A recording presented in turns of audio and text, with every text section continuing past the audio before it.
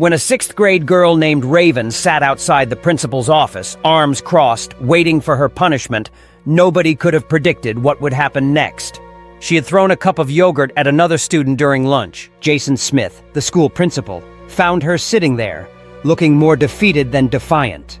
When he asked why she had acted out, she simply shrugged and explained what had happened. But when he pressed further, asking if she would behave that way in a restaurant, her answer caught him off guard. She had never been to one. Something about that response stuck with him. As their conversation continued, he learned more about the girl's life. She had spent most of it bouncing between foster homes and group facilities, never staying in one place long enough to feel stable. She had no real family, no consistent support system. At that moment, Jason felt an unexpected pull. He saw past the misbehavior and recognized a child who just needed someone to care. What started as a disciplinary conversation turned into something far more significant.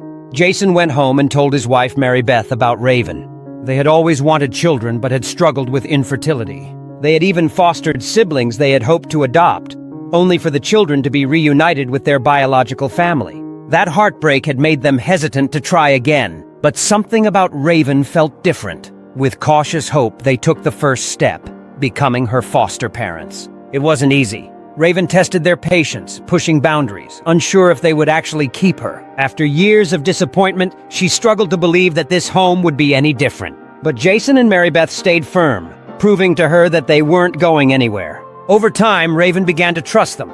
The walls she had built started to crack. They worked together to catch her up academically and socially, guiding her through the struggles that came with her past, and gave her memories she had missed, such as going to a restaurant.